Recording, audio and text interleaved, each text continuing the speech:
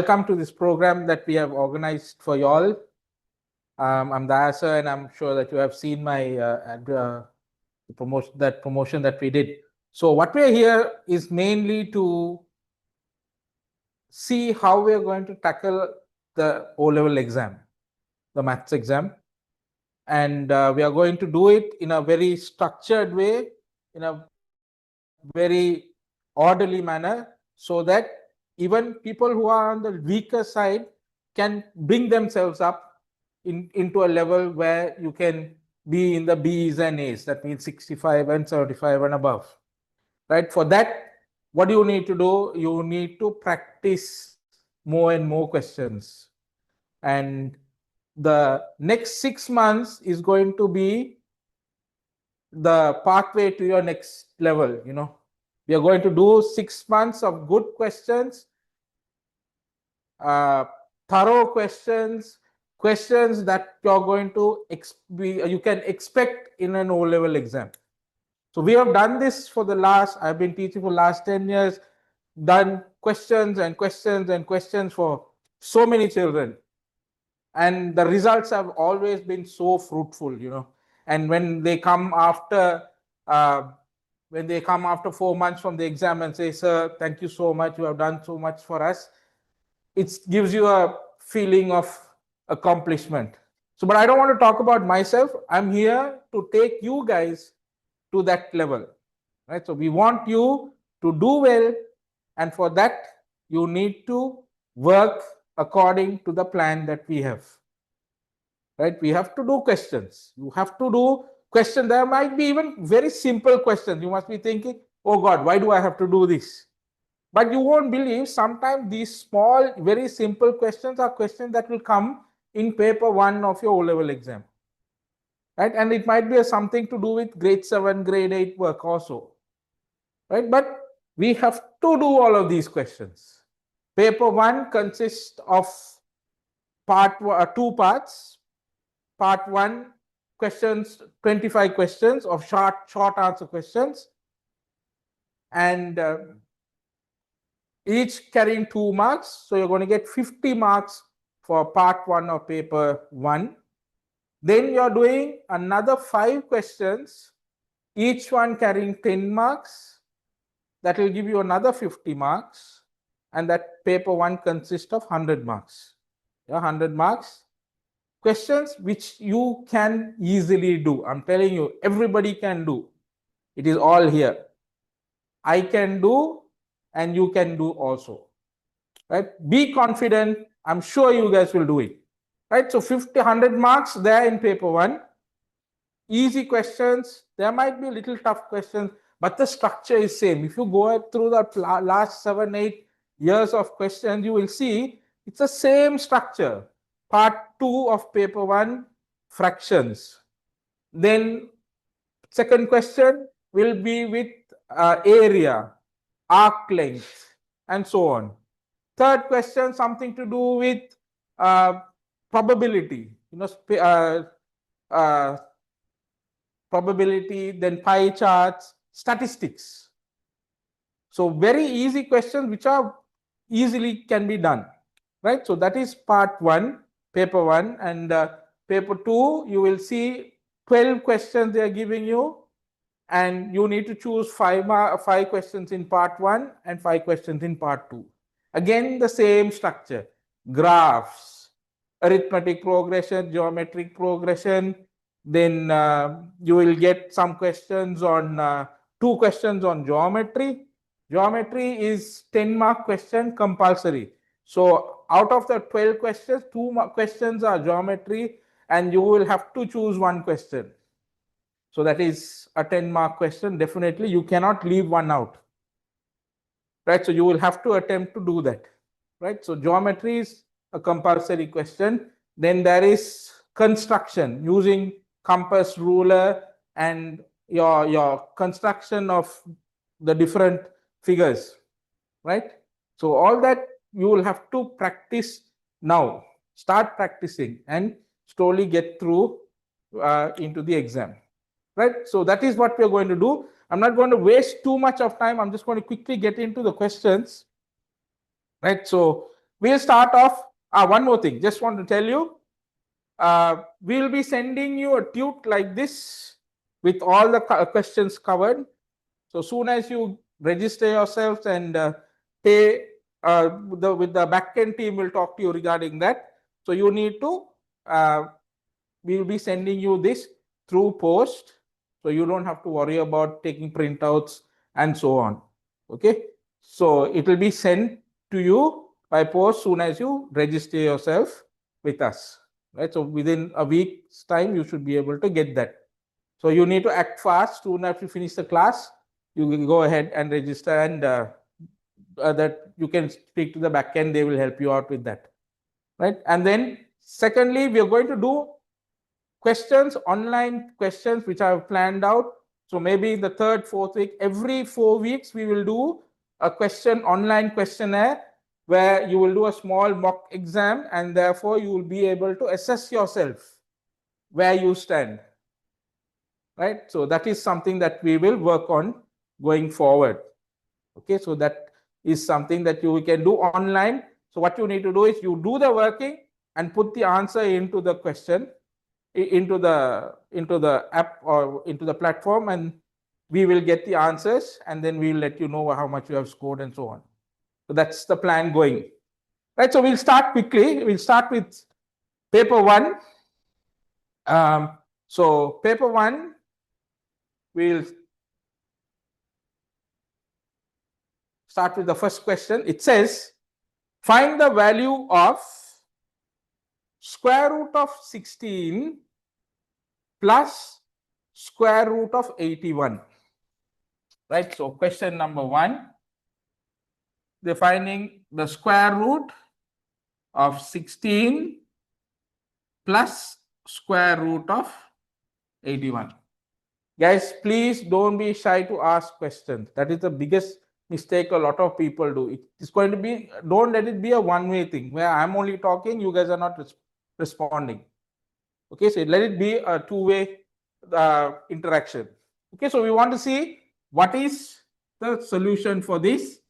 So first, what you need to do is you find out what is the square root of 81. Square root of 81 we know is 9. Why? Square root of 81 is 9 multiplied by 9. So 9 multiplied by 9 is 81. We can write it as 9 squared. Right? This is a perfect square. We want a perfect square, which is 81. So when you multiply 81 by 9 into 9, you have a 9 squared here. We want to get the reverse of that. So we want to get the square root of 81. Where did this 81 come from? So 81 came from square root of 81, which is 9. So square root of 81 is 9. So you have 16 plus square root of 81, which is 9.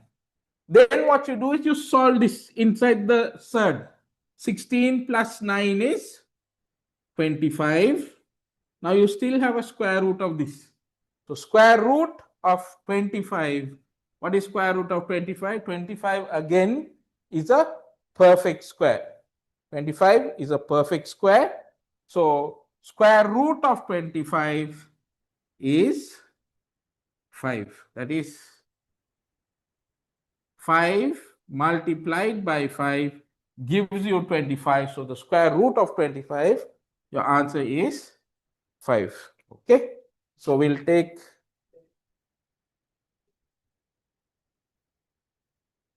what is it showing in your paper, guys? I'm sorry. Come in.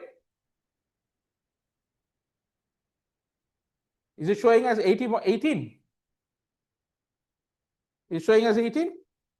Okay, please do that correction. 18, it should be 81. Huh?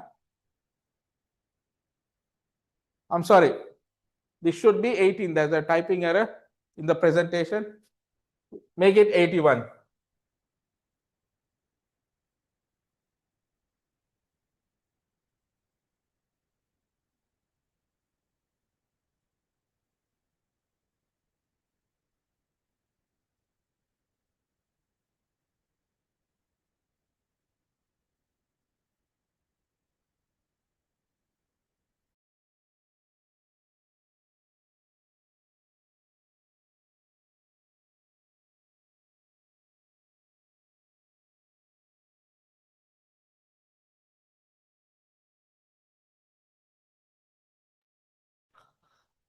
Okay. Right. Next question. Next question. Guys, I'm going to keep repeating this. Don't get annoyed with me for it. But please ask questions. It doesn't matter anything. Nobody is correct. Nobody is 100% perfect. You just need to learn. So you need to ask questions. Okay.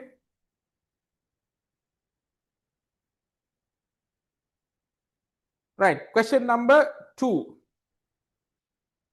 Question number 2. It says a trader bought an article for rupees 150 and sold it for rupees 180. Find the percentage of profit. Somebody has raised the hand. Is there any question?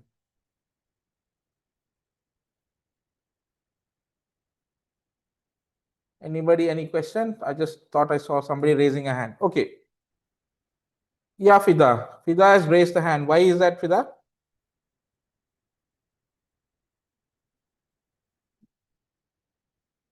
Fida?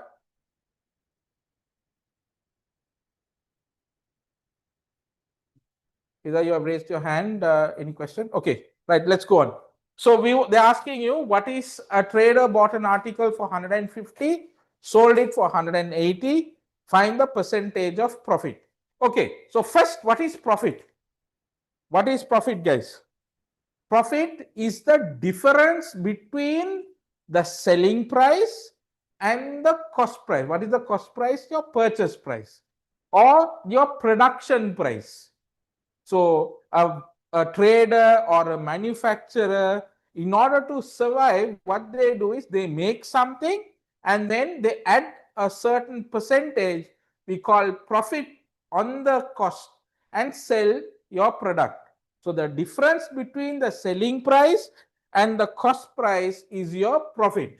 So we'll just write a quick definition. Profit is equal to selling price minus your buying price or your cost price. Okay. So in this case, first we'll calculate what is the profit that this trader is making. So what is your profit here? Your profit is he's selling at 180 rupees and he purchased it, or he bought an article for 150 rupees. So the profit he is making is rupees 30. Right? Then they're asking you to find the profit percentage. Profit percentage. So a profit percentage, if we want to define what is profit percentage is the relationship between the profit earned and the cost price of a product or a service. So we are going to compare how much of profit this person has made in comparison with the amount of money he has put in to make that product or service, or the cost of that product. Okay. So profit percentage therefore is profit divided by your cost price into 100. What is 100? What is percentage? Percentage is a fraction with a denominator of 100. Yeah, anything over 100 is called a percentage. For example, you get 75 marks. What does that mean? You got 75 marks correct out of 100 marks. So if you want to write it as a percentage, what do? You multiply it by 100 and you get the percentage. 75 over 100 into 100 will give you 75 percentage. So here we are trying to find what is the profit percentage. So profit here is 30 rupees. Your cost price is how much? 150 multiplied by 100. Okay.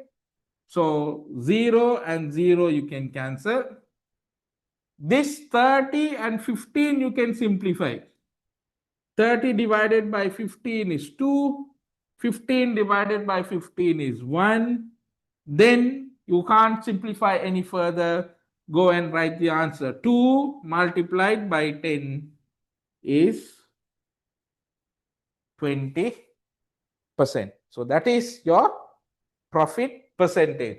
How much of profit you have made against the amount that you invested, or the cost of something, is called your profit percentage, is 20%. Okay.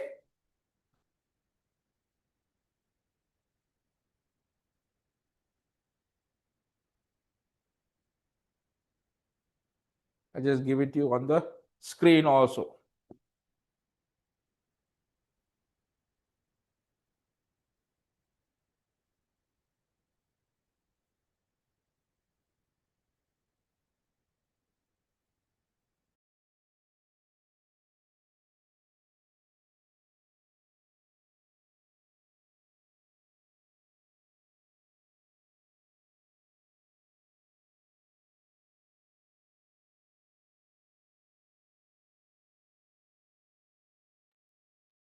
Okay, just for the people who have just joined, guys, we are only in the second question. We did a small introduction at the beginning, so don't worry if you have missed it. We'll be sending you the recordings. You can view it in by tomorrow. It should go into your it'll be sent to you all. Secondly, again, I'm going to reiterate. Some questions might be easy, but as we progress, we will get into the tougher questions. Paper 1, paper 2, the tougher questions will come through. So don't think that, okay, why is some questions very easy? It's not like that. Every question is important into your exam. And secondly, another thing I want to please reiterate, it's a normal trend in online classes that people start to leave, right?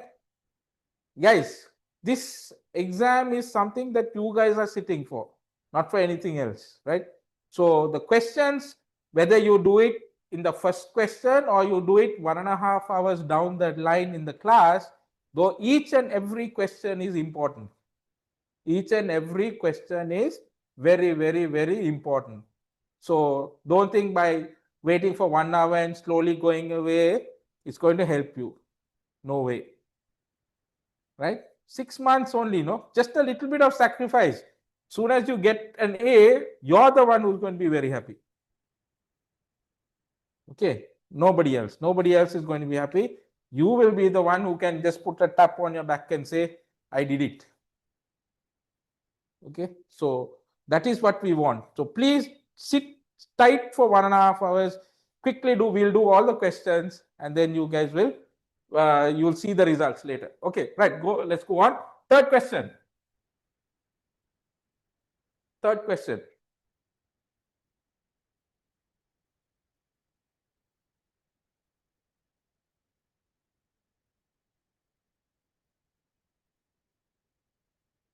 Third question, find the perimeter of the given figure. So this is like a question in paper 1, part 2, second question. Perimeters, right? So what does perimeter mean? So let's quickly put the diagram in. So you have a diagram like this.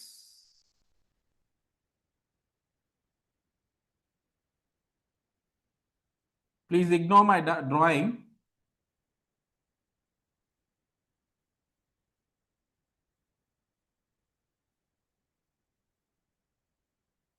Okay, something like this. And this is the center point. Huh? We'll take it a little like this.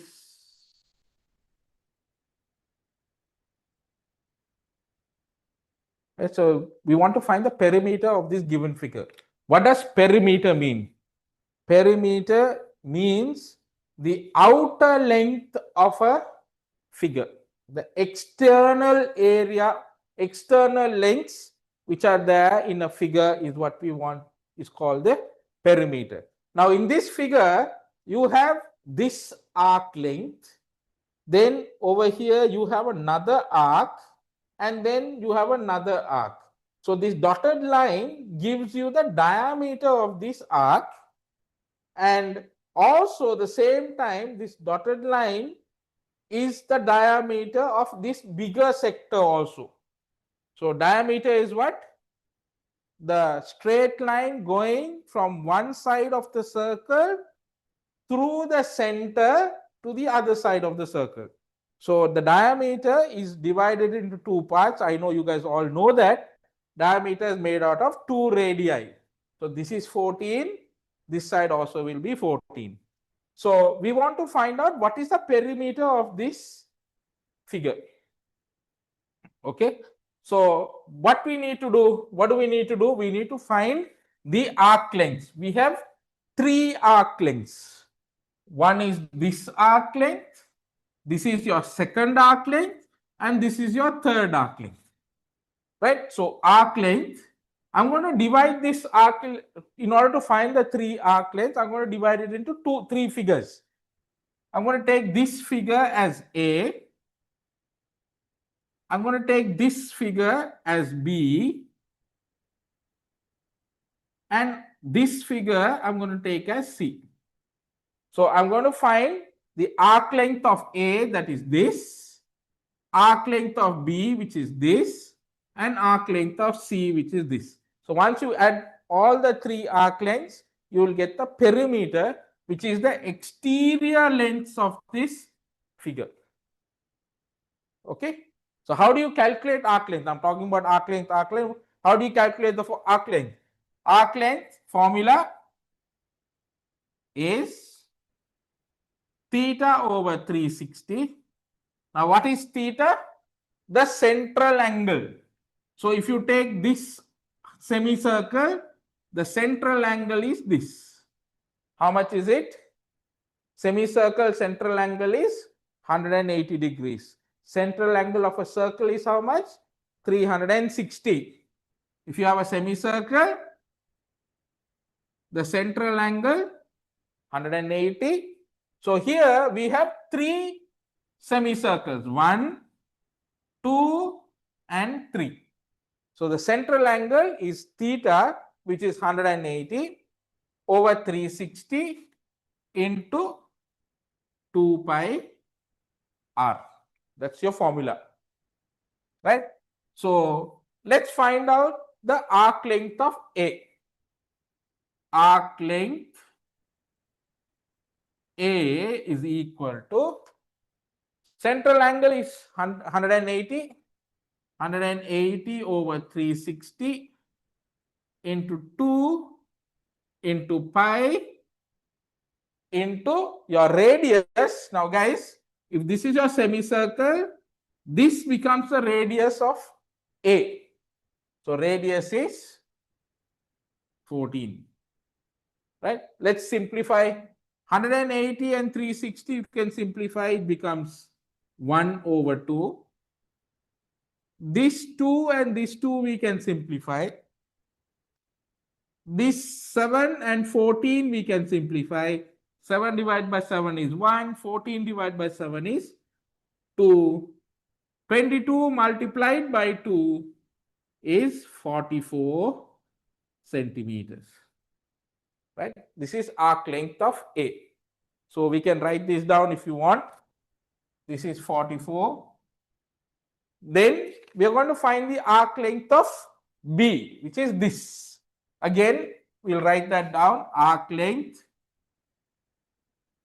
of B, 180 over 360 into 2 pi is 22 over 7. Now be careful, the radii of this semicircle, if you take your diameter, this is your diameter, which is 14, then the radius becomes 7 centimeters. Yeah, radius becomes 7 centimeters. So you take 7 here. Okay. So 180, 360 simplify. This 2 and 2 will cancel out. This 7 and this 7 we can simplify. You're left with how much? 22, which is 22 centimeters. Okay. Now we have to find the arc length of C. So we'll write 22 here. Arc length of C, again, it's going to be the same. Why? Arc length here, again, the diameter of this semicircle is 14. So your radius is going to be 7 and 7. Right? So arc length C is equal to 180 over 360 into 2 into 22 over 7 into your radius, which is 7 centimeters. Again, simplify. 180 and 360 is 1 and 2. This 2 and this 2 you can simplify. This 7 will cancel. 22 centimeters is your arc length, which is this. So now they're asking you to find the perimeter. How do you find the perimeter? Straight away add the total. So perimeter is equal to 44 plus 22 plus 22. How much are you getting? 4 plus 2 is 6. 6 plus 2 is 8. 4 plus 2 is 6 plus 2 is 8. So perimeter is 88 centimeters. Okay. So you can take it down.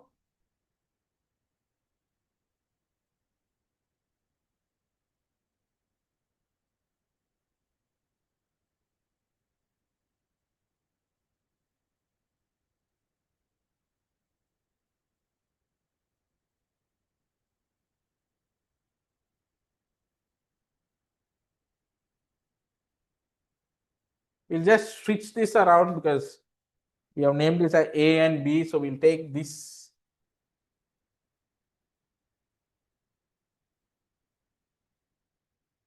as A and B is this.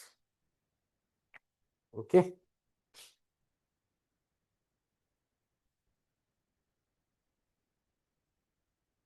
I just want to use it, put it into your diagrams. That's fine.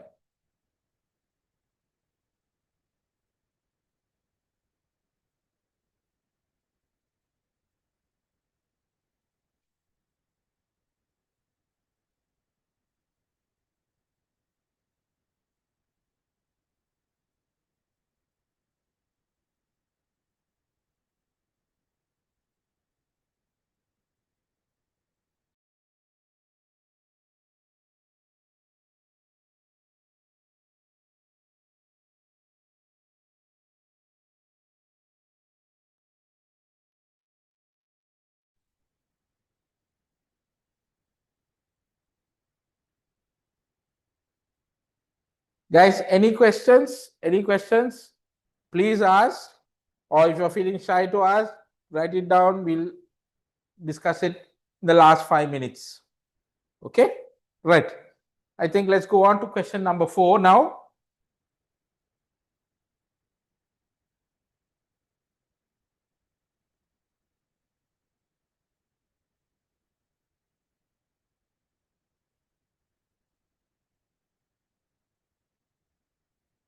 Question number 4. They're saying find the value of x.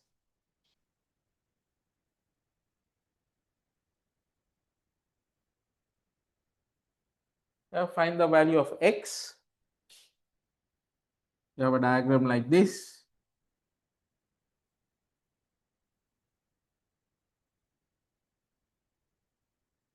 Right, 60 degrees. Yeah. So first question they're saying find the value of x. So we'll just put an addition. We'll put this point as O. That is your center of your circle. Right, center of your circle. They're asking you find the value of x. Right. So what is the rule related to angles in a circle? So angles in a circle, there are 2 points here you need to remember. This angle is an angle subtended at the center of the circle. So we'll just draw a line and say angle subtended at the center of circle, right? And this angle is angle in the remaining part of circle, angle in the remaining part of the circle. So what? You must be asking, so what? Angle subtended at the center. What is angle subtended in the remaining part of the circle? There is a relationship. What is the relationship between the angle subtended in the circle at the center and the angle subtended at the remaining part of the circle? Can anybody tell me? Just quickly, just put a small note. Is anybody able to just give me the relationship between these two angles? Anybody? Put your hand up or put a small note. What is the relationship between the angle subtended at the center and the angle in the remaining part of the circle?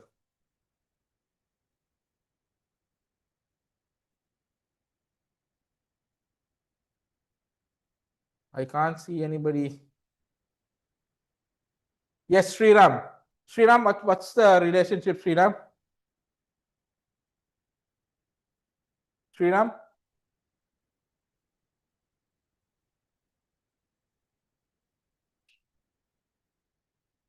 Sriram, I can't hear you. Are you going to type in anything? Umar and Umar also has raised your hand. Can somebody tell me what the relationship is, please?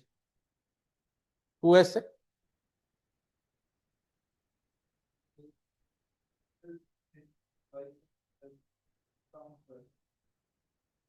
I can't see these figures. Ah, okay. Who is it? Who has said that? Oshini. Yeah, Oshini, thank you very much. Your answer is perfectly correct. Angle subtended at the center is 2 times the angle subtended in the remaining part of the circle. Thank you so much. I'm sure the others also have got the same answer. So therefore, what we can say is angle subtended at the center is 2 times this. Yeah. So x therefore is going to be 60 degrees, which is the angle subtended in the remaining part, multiplied by 2, which is 120 degrees. So angle subtended at center is twice the angle in the remaining part of circle. Very good. Thank you, everybody who has given answers. Thank you so much. Brilliant.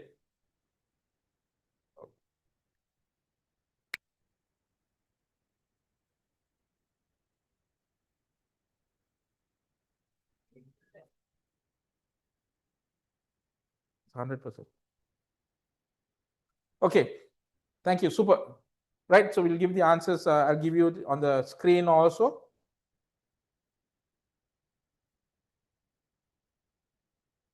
Sorry, one moment. Yeah. Okay.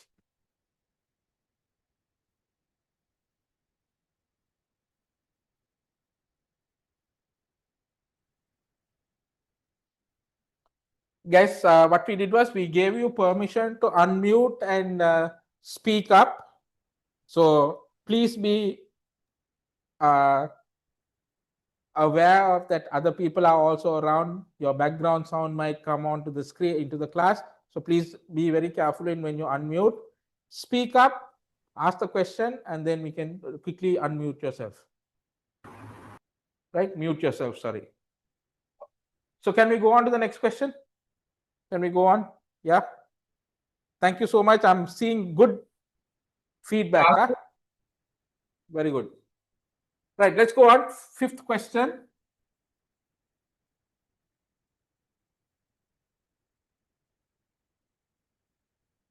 Fifth question, ABCD is a parallelogram. Find the values of A and B. ABCD is a parallelogram. Find the values of A and B. Right?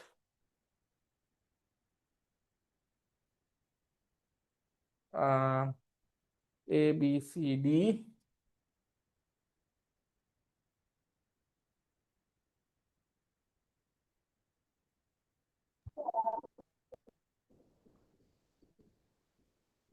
B and 42 degrees.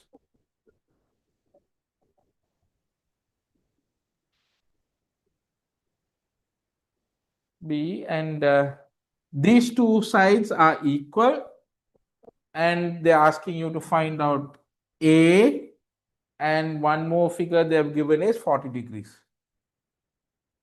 Right. So this is your parallelogram. Yeah. Parallelogram. So quickly, what are the characteristics of a parallelogram? We need to know first. What are the characteristics of a parallelogram? Opposite sides are parallel. Opposite sides are parallel and equal. So this side and this side are going to be equal. These two sides are going to be parallel. And these two sides, that is AD, is equal to BC. Third characteristics, opposite angles are also going to be equal. Opposite angles also will be equal. So this angle is equal to this angle. This angle is equal to this angle. Okay? Right? So they are telling you to find the value of A and B. All right. So how can we find the values of A and B? By looking at this diagram. The first clue straight away you should see is you have a triangle here. They are saying this length and this length are equal. So in a triangle where two sides are equal, what type of a triangle is that? What type of a triangle is that? Isosceles triangle. Isosceles triangle. Brilliant. Very good. So if this triangle is an isosceles, two sides equal, then this is A and this side also angle also has to be A. So both angles are equal, then we can quickly find out the value of A using the theory of interior angles of an isosceles triangle. Right? So 40 plus A is equal to 180 degrees, interior angles of a triangle. So 40 plus 2A is equal to 180. You can take the 40 to this side, solve as an equation. Take the 40 to this side. So when you take the plus 40 to this side, you subtract. So 2A is equal to 180 minus 40. 2A is equal to 140 degrees. Divide by 2. Divide by 2. A is equal to 70 degrees. Yeah. So this angle is 70. This angle is also 70. Okay. Now, what did we say? Opposite angles of a parallelogram are equal. No? For opposite angles are equal. That means this angle and this angle are going to be equal. Right? Those two angles are equal to each other. Now, we want to find out B, that is this. Now B is an exterior angle of triangle ABD. Yeah, this angle is an exterior angle of ABD. Now we know exterior angle of a triangle is equal to the interior opposite angles. So this angle plus this angle should be equal to this, right? We don't know this angle, but we can find it out. Why? How? We can see AB and BDC are parallel to each other. Therefore, DB line, which is your diagonal, is a transversal.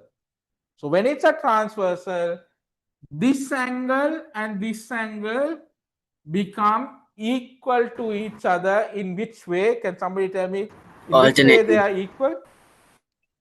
Brilliant. Alternate angles, 40 degrees. So we'll quickly write that also. We'll say AB is parallel to DC.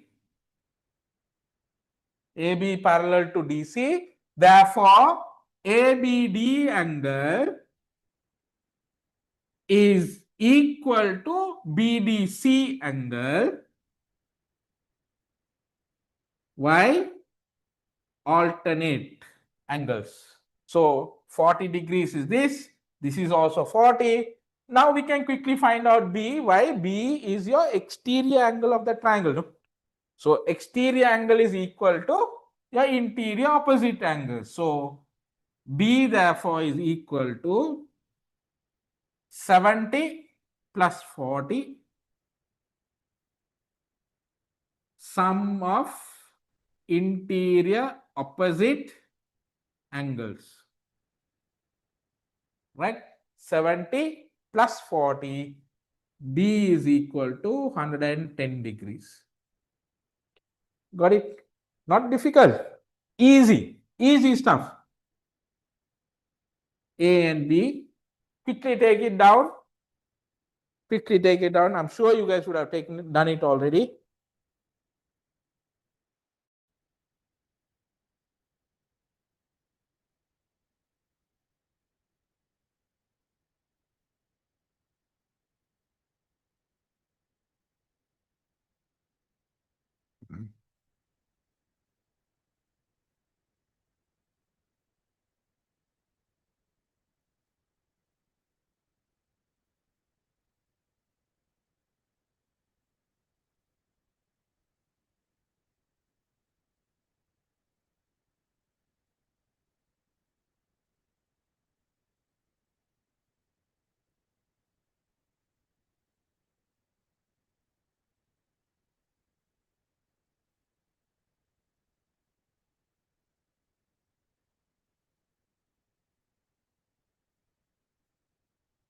Okay? Can we go on? Okay. Yes, sir. Thank you. Thank you, guys. Thanks. We'll go on. Next question. Easy question. Subtraction of fractions.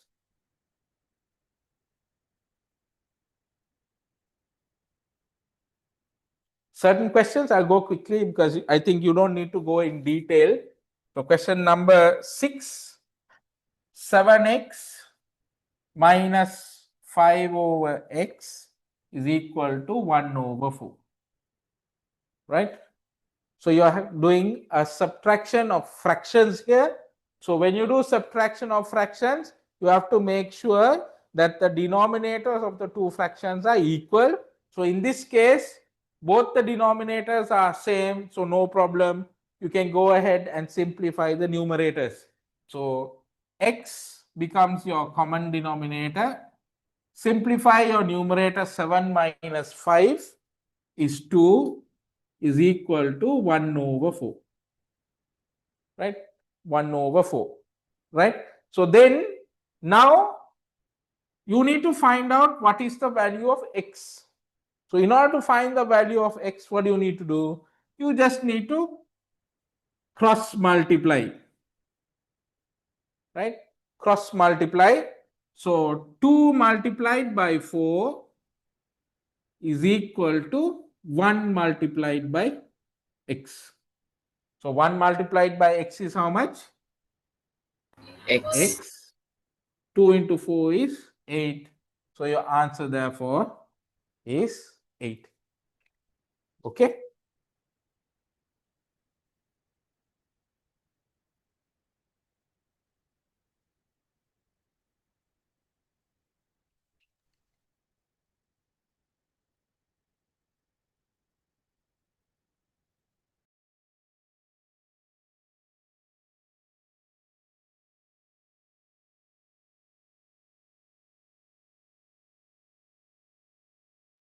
Excuse me, sir.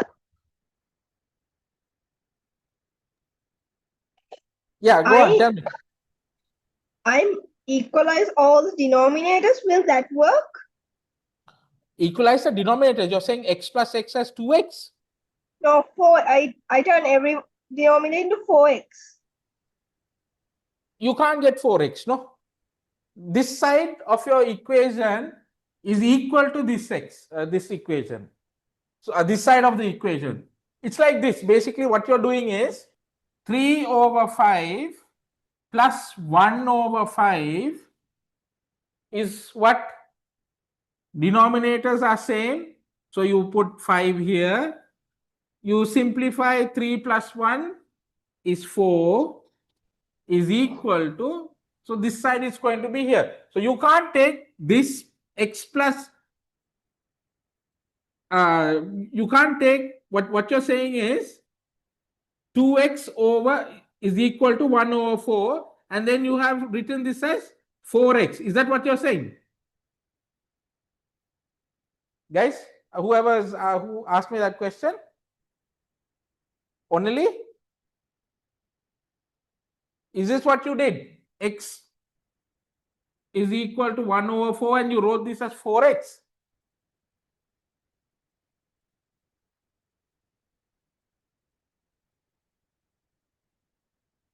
Yes, sir. Okay. See, you can't do that no only because your this fraction is equal to this. You can't do that part of it. You can't simplify these two on the either side of the equal side. What you have done, what you should do is 2x is equal to 1 over 4. We want to find out what is the value of x. So in order to find the value of x, what do you need to do? We have to take x and keep it on one side, but x here is in the denominator. So x is in the denominator, you have to move it to the numerator. So in order to move it to the numerator, what do you have to do? You multiply this side by x and multiply the numerator on this side by x. So now what do you do? Once you do this, what happens is this x and this x will get cancelled out. Okay. And once you get these two x's cancelled out, what do you have? 2 is equal to 1 into x is x over 4. Okay. Now what we need to do? This 4 we have to remove and take it to this side because we are trying to find out the value of x. So in order to find the value of x, what do you have to do? You multiply this side by 4 and multiply this side by 4 because we want to remove this 4. This is x divided by 4. Opposite of division is what? Multiplication. So when you divide, in order to remove it or eliminate it, you have to do the opposite of that operation. So division, you multiply here, multiply on this side. So once you do that, this 4 and this 4 will cancel. You are left with 8 is equal to x. Okay. So 8 is equal to x. Now we are in grade 11, guys. So what we want to do is we want to try to avoid too much of this kind of work.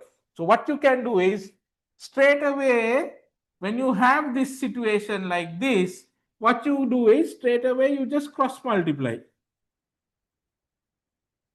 The shortcut. What I did here was a long one. right? How to take the x out. So here what we do is, when you have two fractions equal to each other, then you can straight away cross multiply in order to move the x to the other side. So here 2 multiplied by 4 is 8. 1 multiplied by x is 1 into x. 1 into x is x. 2 into 4 is 8. Straight away you get the answer. Here the operation is a little bit more. That's what we are trying to avoid, because we want to save time, especially in an exam situation. But I'm telling you, if you are more comfortable by doing this, then go ahead and do this. Okay? All right?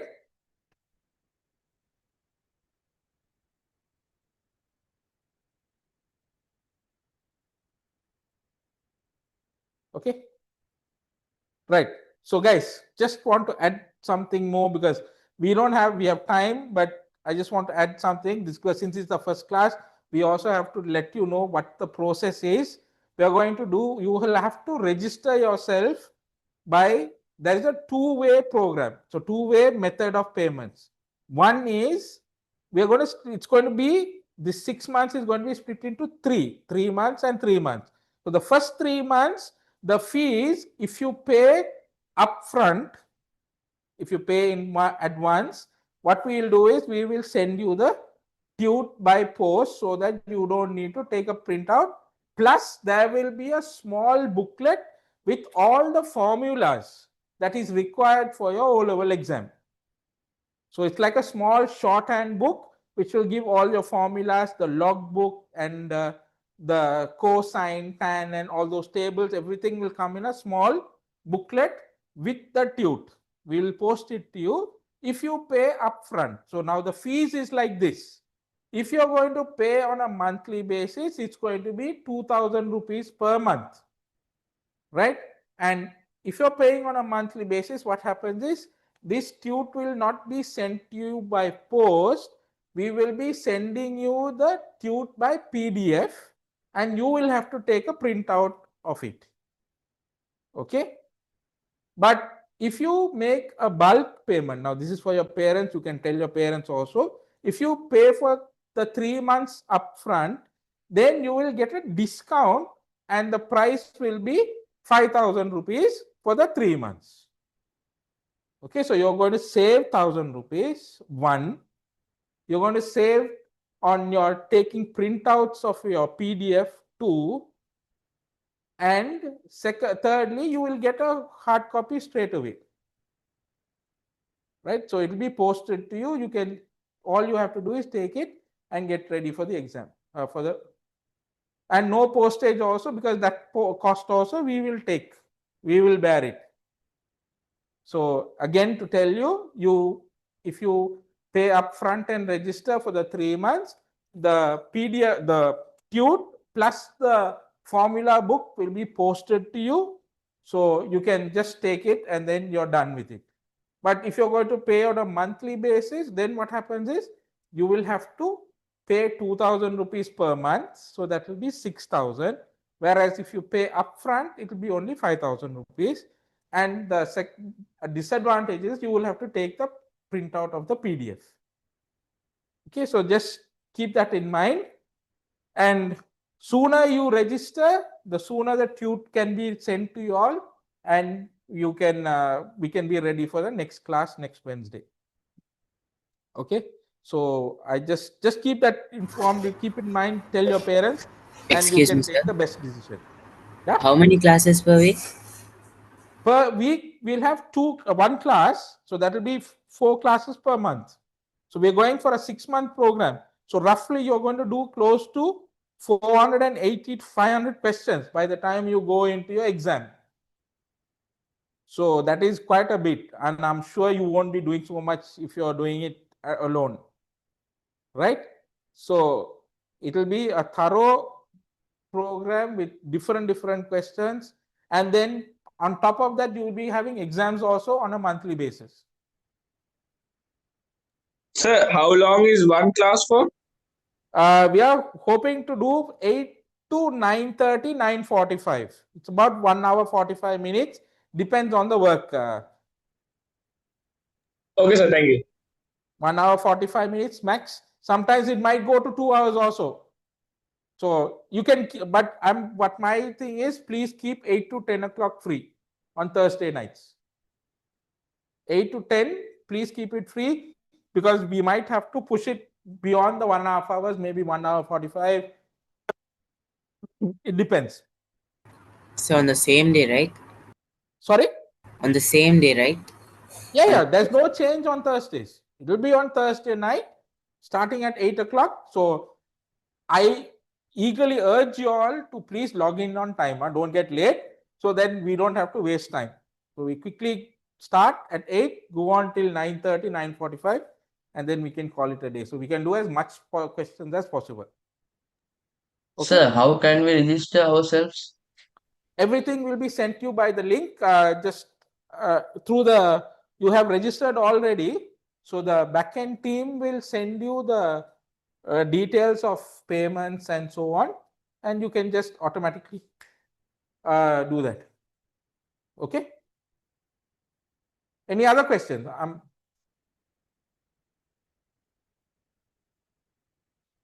Any other questions?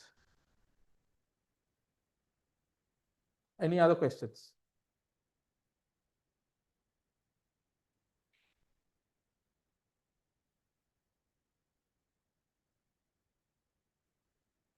Right, I'm carrying on. Yes, Adrian, any questions, please? Adrian? Any questions?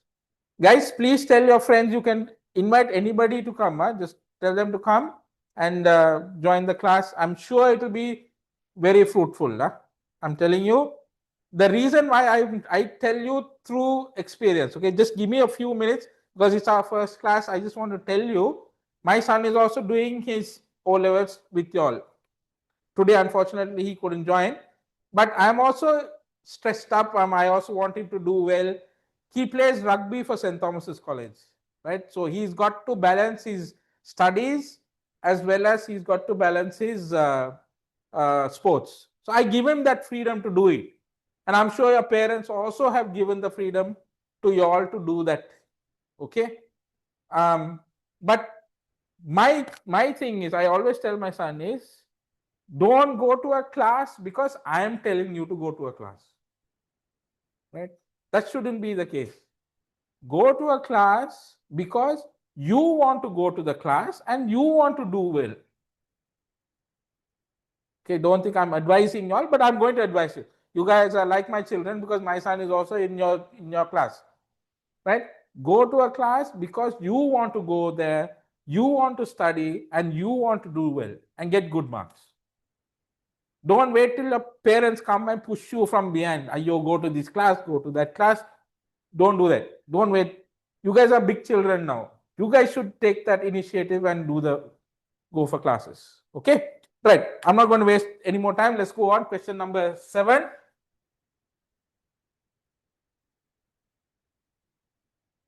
Question number 7.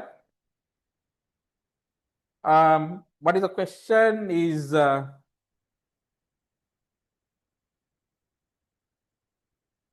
Question number 7 is, the monthly phone bill of a person is 3,500 rupees.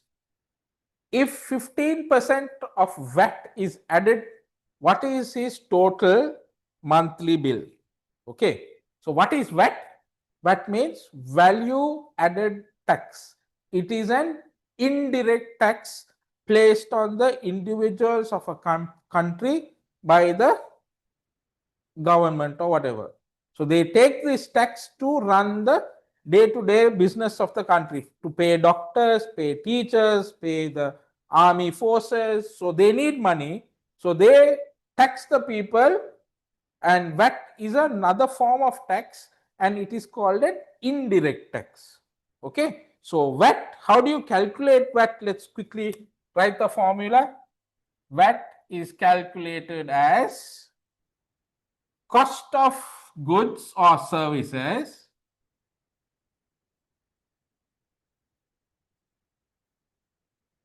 into VAT percentage over 100. Yeah, VAT percentage over 100. This is your VAT formula, right? VAT formula is cost of goods or services into VAT percentage. So they are asking you if the monthly phone bill of a person is 3,500. So that is your bill, your normal bill. What you have used your phone for internet, your calls and whatever. Then they are saying there is going to be a 15% of VAT which is going to get added to this. So let's calculate what is the VAT amount then. So VAT is your cost of goods is your phone bill amount. How much is that? 3,500 into your VAT percentage is 15%. 15% is 15 over 100. Okay.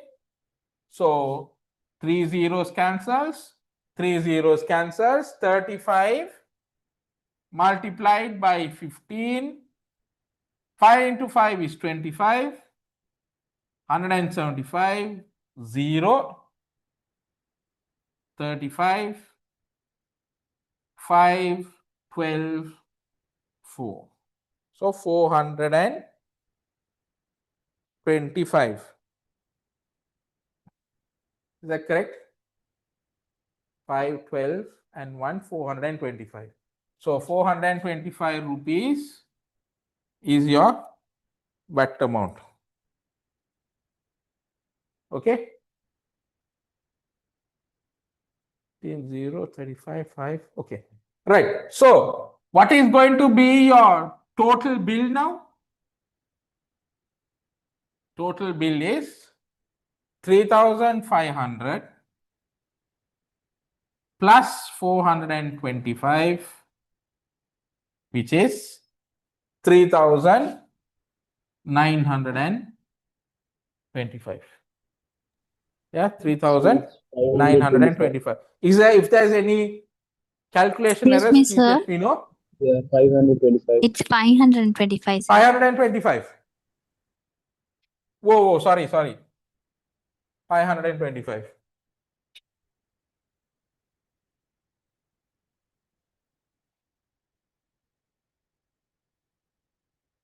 $4,025. Okay. Right. So the total bill that you have to pay now is VAT plus your phone bill amount, which is 4,025. Okay. This you can do in a different way also. You can take a shortcut. What is that shortcut? Total bill with VAT. Total bill with VAT. Here what we did was we did two calculations. We found out what the VAT amount is and then we added it to the phone bill and got the final bill. But now we can also do this in one calculation. How do you do that? Total bill with VAT is cost price. So cost of goods or services into, we're going to add the 15% to the 100 rupees. So we want to get it. This 100 is your bill amount, right? So 100 plus 15 over 100. Okay. So let's do that calculation. 3,500 into 500 plus 15 is 115 over 100. Okay. 2 zeros cancels. 2 zeros cancels. 115 into 35.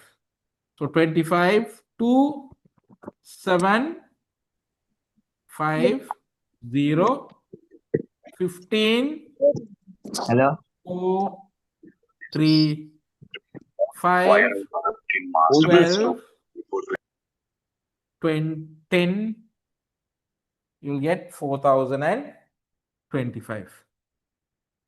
So you can do the calculation using this formula also, right? Just to save some time where you don't have to do two calculations, you can do this in one shot.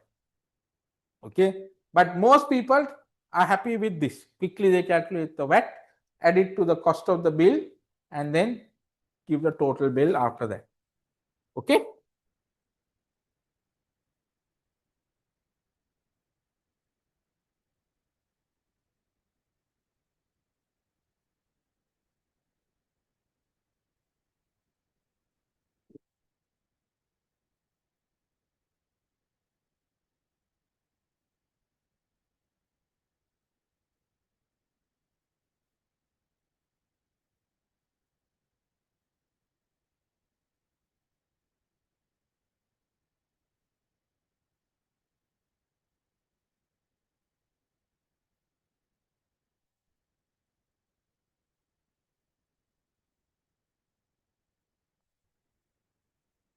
Okay, guys, here the backend just told me that they have shared the WhatsApp link on the chat right now.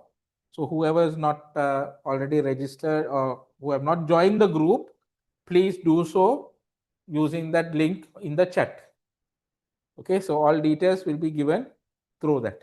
Okay. So question number 7 done. So don't worry too much. Today was first day, so we discussed all the processes and so on. Next week onwards, we'll quickly go and do more questions. Right, question number 8.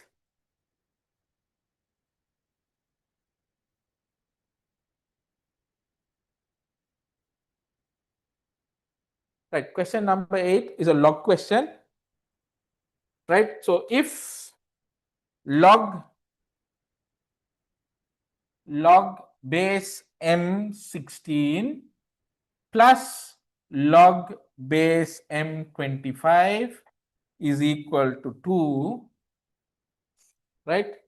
What is the question they're asking? Find the value of M. They want you to find the value of M. Right, so law of logarithms, what does it say? Addition of logs can be written as multiplications. So here log m is common to both of these two. So we'll write log base m. 16 plus additions can be written as multiplications. So 16 into 25 is equal to 2. Right? How much is 16 into 25? How much is 16 into 25, guys? Quickly. Help me out. 16 into 25.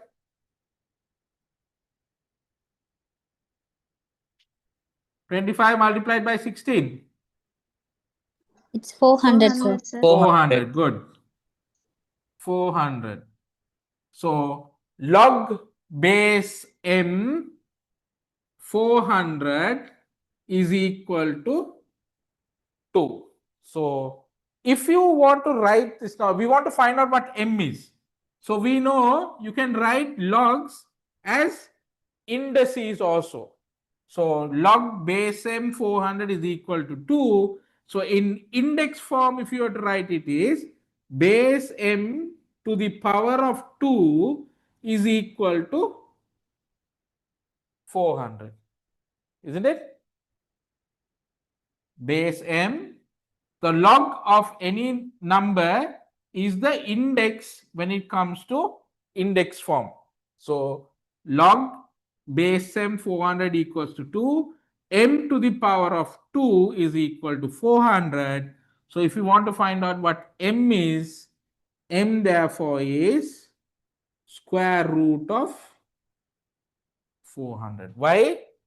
Square, I want to remove the square. To remove the square, I have to square root here. I have to square root on this side. Real numbers, lesson 1 of grade 11. Real numbers.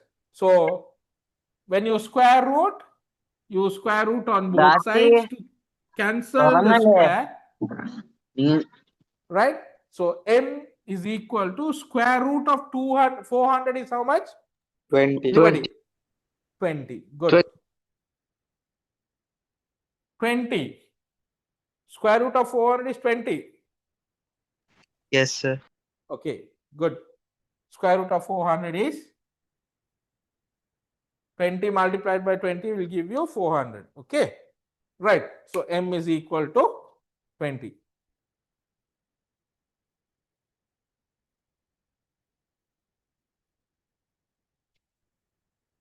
Okay, that's your answer.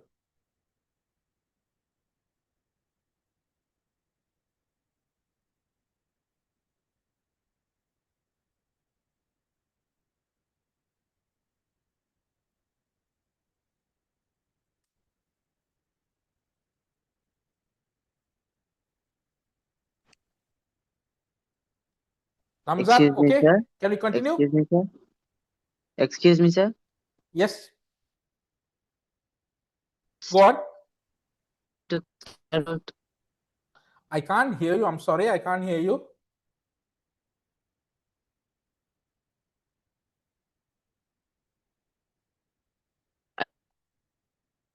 Umar, yeah, I can't hear you, Umar. I'm sorry.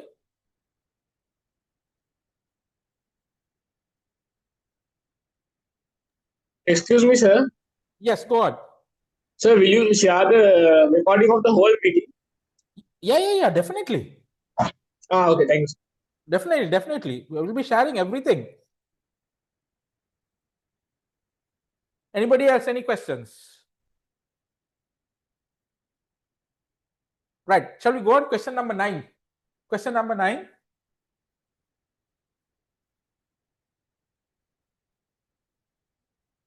There are 80 pages in a book. When the book is open, find the probability of a page being an even number with 2 digits starting with 5. Right? So when somebody opens a book, they want you to find out what is the chance, probabilities, what is the chance of you getting a page which is an even number, right, with 2 digits and starting from 5. So let's just quickly do a small brainstorming. Question number 9. So if your book pages is from 1 to 80, that's what they are saying. 1 to 80, they want to know what are the page numbers starting with 5. So if you have page number starting with 5 and it has to be a 2 digit, huh? It has to be a 2 digit. So that means what are the pages that are going to be there in the book which is going to start with 5 and have 2 digits? Pages 50, 51, 52, 53, 54, 55, 56, 57, 58, 59. Isn't it? Yeah. So what do we call this? We call this the sample space. The sample space is total pages. This is your probability. What is the chance of you getting a page which starts with 5 and which has got 2 digits, right? So what can we say here? So we want to find out from this, what are the even pages? What are the even pages? You have 50, 51, 54, 56 and 58. These are going to be the even pages.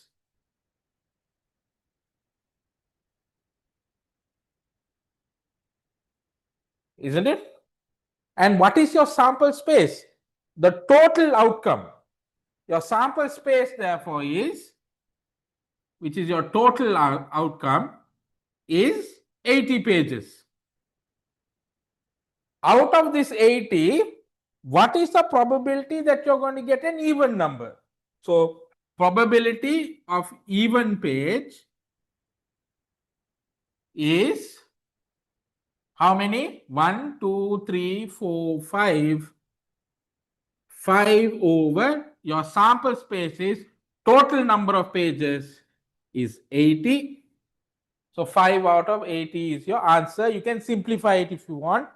5 divided by 5 is 1. 80 divided by 5 is 16. So probability of you getting an even page starting with 5 and 2 digits is 5 out of 80 or 1 out of 16. Okay, easy question, simple.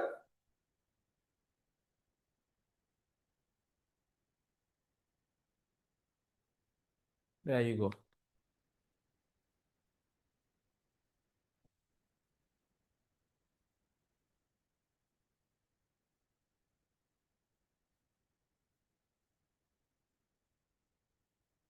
Shall we move on? I think let's not waste too much of time.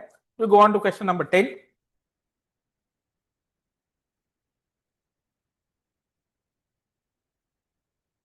Right. If a car runs with a uniform speed of 120 kilometers per hour and the time required to travel 20 kilometers in minutes, they're asking you find the time required to travel 20 kilometers in minutes. So quickly let's write down what is the formula. What is the formula? Speed is equal to total distance divided by total time. Right? This is your formula. Right? And in this particular question, they're asking you if a car runs with a uniform speed. What is uniform speed? Constant speed. There is no drop in the speed. It goes only at 120 kilometers per hour. They're asking find the time required to travel 20 kilometers. Right? So that time they're asking you, they want you to find out what is the time.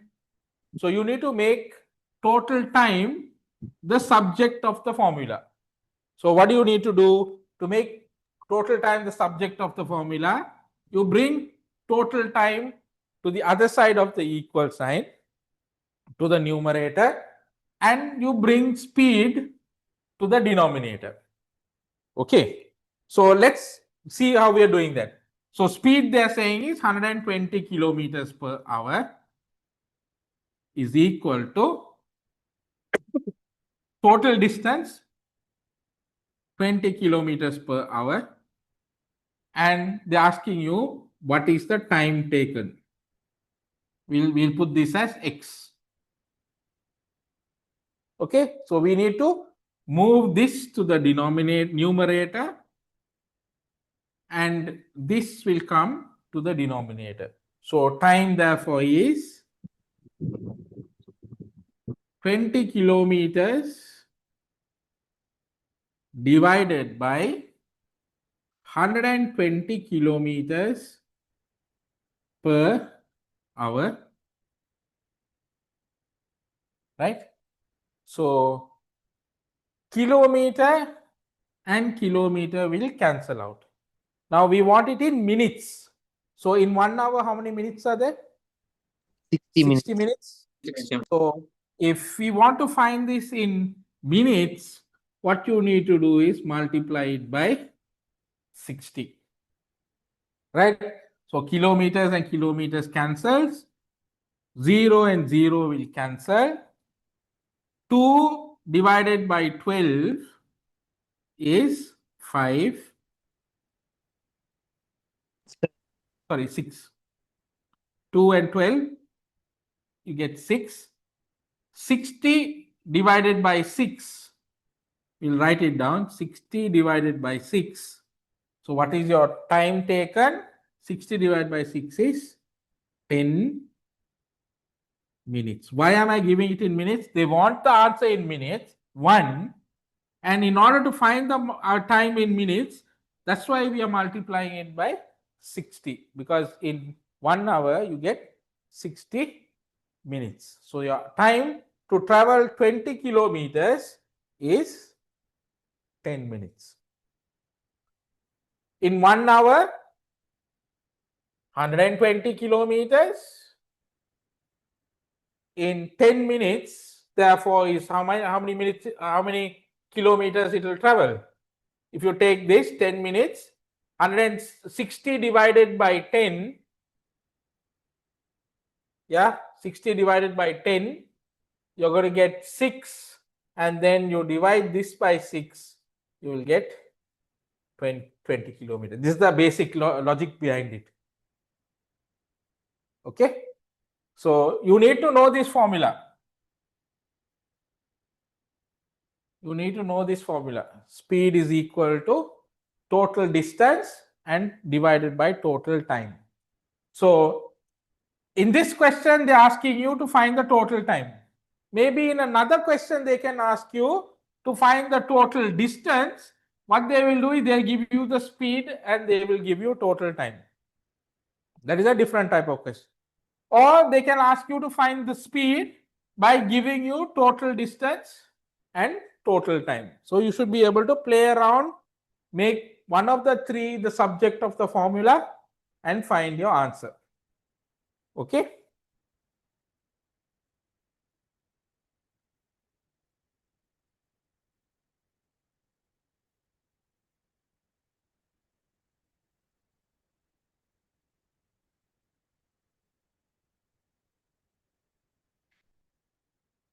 Right, question number 10.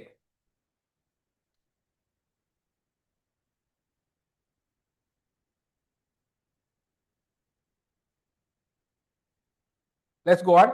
At least we'll try to finish about 15 questions today before we go. Right.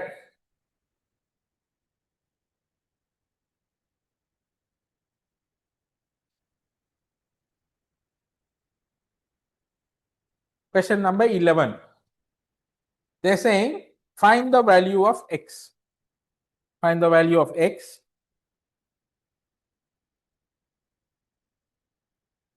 So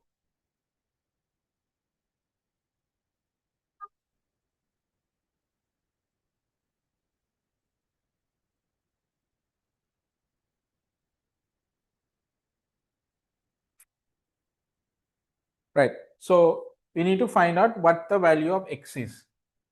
From grade 6, 7, 8, 9, we know angles on a straight line always add up to how much? 180 degrees.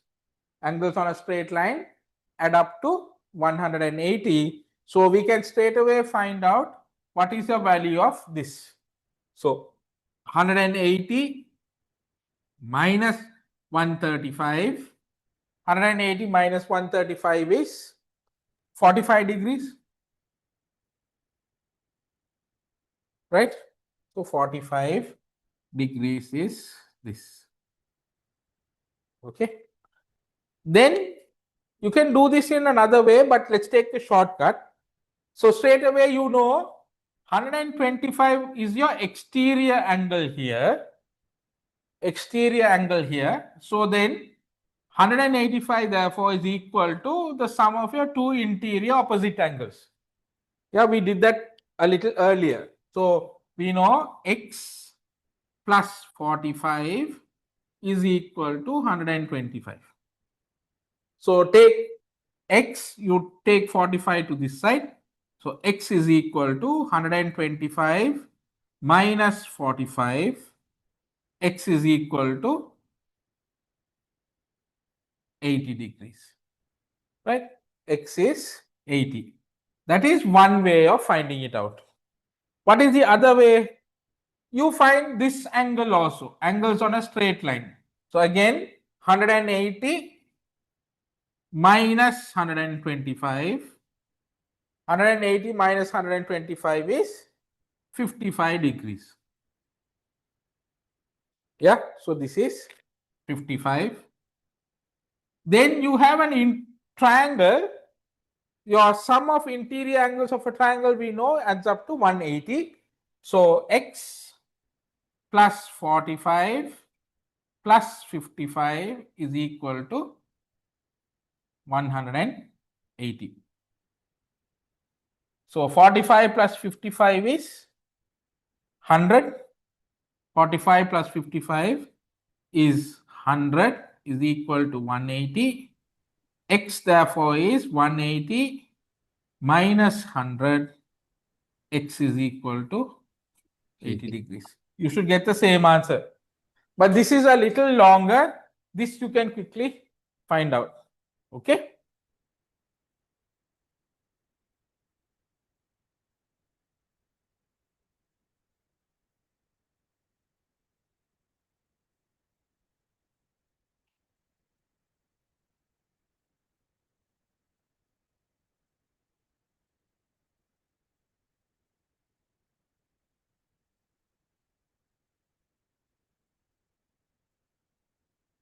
Right, question number 11.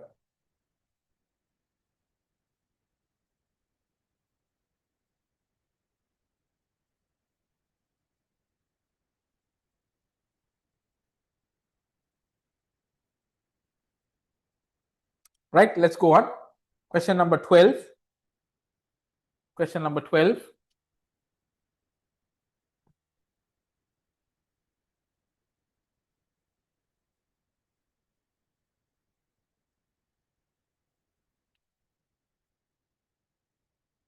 Question number 12. 5 men completed a task by working 8 hours a day for 5 days. If they work 10 hours per day, how many days will it take to complete the task? So this is what we call magnitude of task. How do you calculate magnitude of task? Number of men into number of days is equal to number of man days. Right? But in this question, they are talking about hours also. So that means what will happen is we need to calculate the task in terms of hours worked. Okay. So here let's try to input the information we have into that formula. So 5 men completed a task. So 5 men into number of days, they are saying by working 8 hours a day for 5 days. So this number of days, they are saying they are going to work for 8 hours for 5 days in order to complete this job. Yeah. So 8 into 5 is 40 is equal to 200 man. We are going to take this. Why 8 hours per day into 5 days is giving you 40 hours. So 5 men into 40 hours, you're going to get 40 man hours in order to complete this task. But now they're saying instead of working for 8 hours, they're going to work for 10 hours. Yeah, 10 hours. So 5 into, instead of 8, you're going to put 10 here, into 5 days is equal to, in order to complete the job, they'll take 200 man hours. So 200. Right? So 10 hours, they're asking you how many days it will take. So this days, we don't know. We are going to use a unknown. We're going to put it as X. So 5 men working for 10 hours a day. How many days will they have to work to complete 200 man hours of work? Right? So we need to find out X. So 5 into 10 into X is 10X is equal to 200. We'll take out the 5 first. So divide by 5, divide by 5. So 10X is equal to 40. 40, 10 divided by 10 again. X is equal to 40 divided by 10 is 4 days. Yeah. Instead of 5 days, they're going to work for 4 days. All right.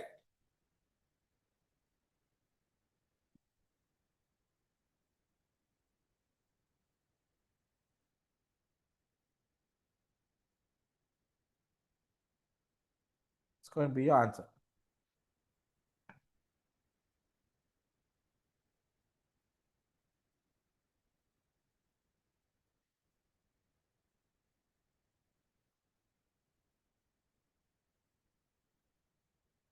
Okay, 13. Question number 13.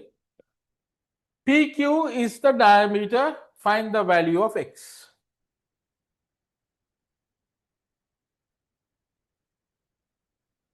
Right? PQ is the diameter. Find the value of X. Question number 13. So you have a circle, right? And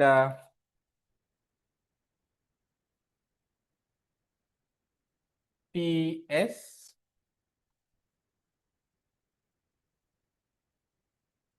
RQ O. This angle is 50. We are asking you to find out X. Right? So the clue here is O is your center. O is the center. So PQ is a diameter. RS is also a diameter. So that means PO and RO are radii of your circle. So radii of your circle are always going to be equal. So we can say PO is equal to RO, radii of circle. So when radii of a circle, then it becomes an isosceles triangle. Then OPR angle is equal to ORP angle. So therefore, triangle OPR is an isosceles triangle, right? So therefore, angle OPR is equal to angle ORP, which therefore is equal to 50 degrees. Yeah? When the two sides are equal, we have an isosceles triangle. This angle is equal to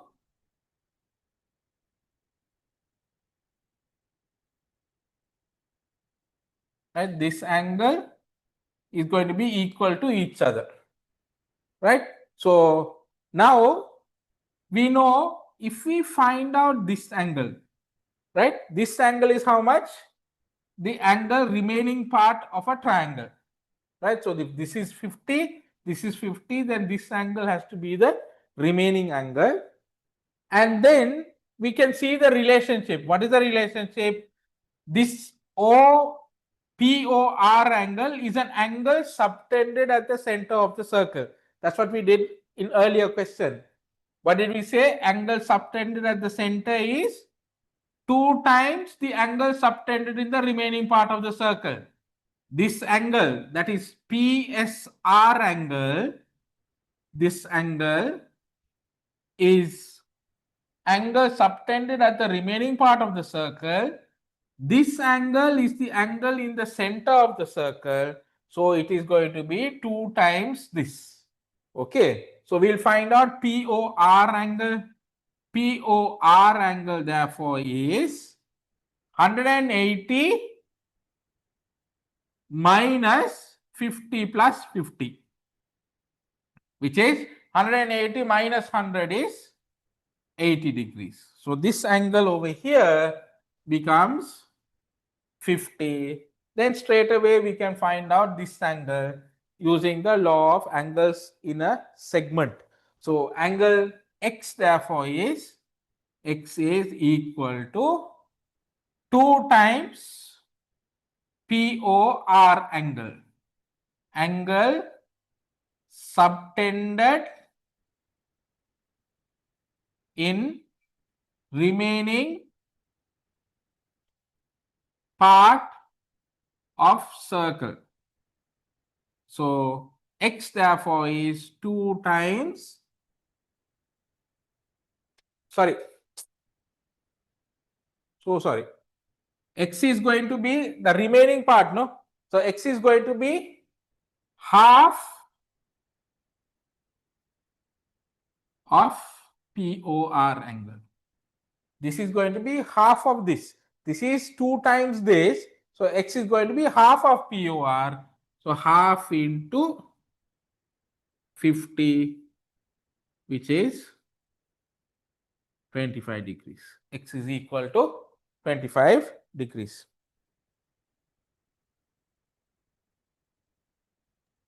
So why is a half?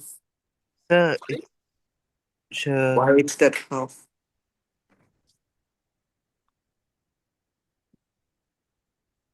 One moment. Sir, it can't be Oh, sorry. I took the wrong figure. This should be 80, yeah?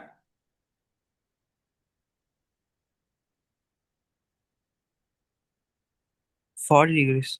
40 degrees, yes. I should take this POR. POR is 80.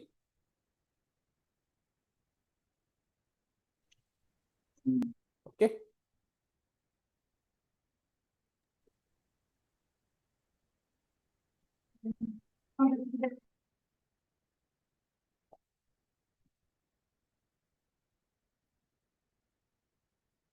Okay.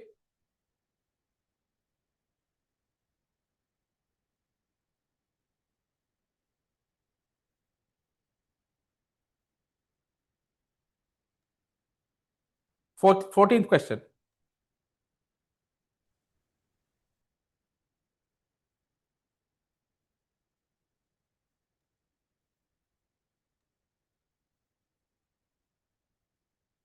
Fourteenth question.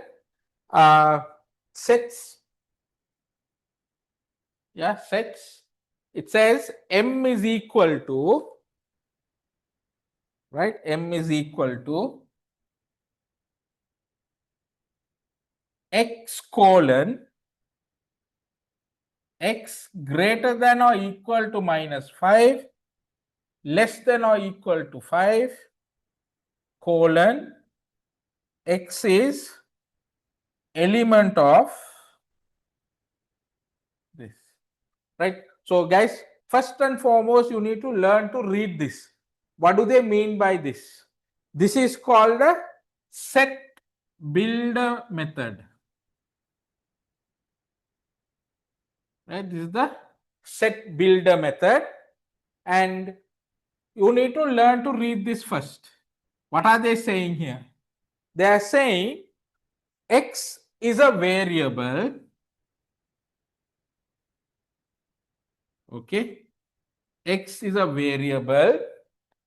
X is greater than or equal to minus 5. X is less than or equal to plus 5. Right? And X is an element of Z, and a plus sign, you should know it is a positive integer. X is an element of positive integer. Okay, right. So this is what they're saying. So then X is greater than or equal to minus 5. X is going to be less than or equal to 5, and X is a positive integer. So what is a positive integer which is going to be less than or equal to plus 5? So X therefore will be 5 or 4 or 3 or 2 or 1. Only a positive integer. Yeah, it has to be greater than or equal to minus 5 and less than or equal to 5, but it has to be a positive integer. So X is equal to, it can be 4, 5, 4, 3, 2 or 1. Okay.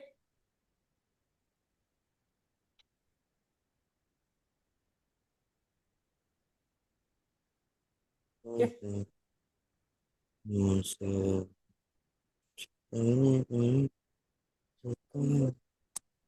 Why?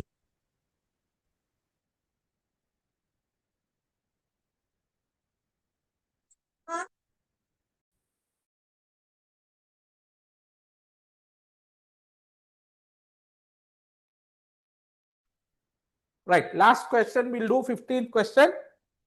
Last question before we go. Last question. It says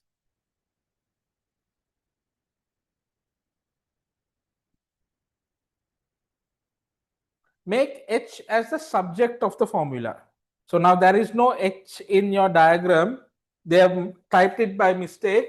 So just write it down again. It should be 1 over h,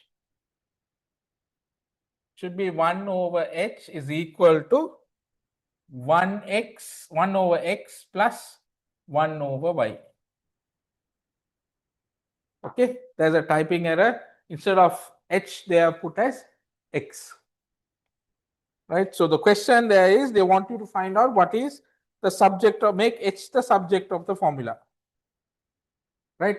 So fractions, this side of your thing is fractions. So in order to add two fractions, you need to make the denominator the same, x and y. What will be your lowest common multiple for x and y? Anybody? X and y, what is the lowest common multiple? X and Y. xy, good. So xy becomes your lowest common multiple. So this side of your fraction you need to multiply by y, you get y here. And this side of the fraction you need to multiply by x. So you need to multiply by x, you get y plus x. Now basically what we have is this fraction 1 over h is equal to y plus x divided by xy. So we want to take h to the top. We want to take it to the numerator. What do? Cross multiply like earlier. So 1 into xy is equal to h into y plus x. Okay, right? So we want to make h the subject of the formula. 1 into xy is xy, h into y plus x. What do you need to do? Keep h here, remove y plus x. H multiplied by y plus x, opposite of multiplication, division. So you divide by y plus x, divide by y plus x. Okay. This y plus x will cancel. H is equal to xy over y plus x. Got it? That's your answer for the 15th question. Right? So what we'll do is we'll call it a day today. So let me first of all thank each and every one of you for joining the class today. And secondly, for staying the full 1 hour 45 minutes. Right? You need to stay completely, then only you see the productivity. No point in leaving halfway or little while. I understand there might be internet issues, unforeseen problems are there, right? But so in those cases, please drop us a message, sir, we left early because of this. Anyway, we will be sending you the recordings for the class, right? So second, you guys need to register yourselves ASAP, as soon as possible, so that we can send you the tudes by post. So that will be there by next week. Yeah, and secondly, please put a small comment as like a review of what you thought, what you feel in the chat. Huh? Okay. All right. So thank you so much. Take care. God bless, and have a good weekend. And take care. God bless. Thank you, sir.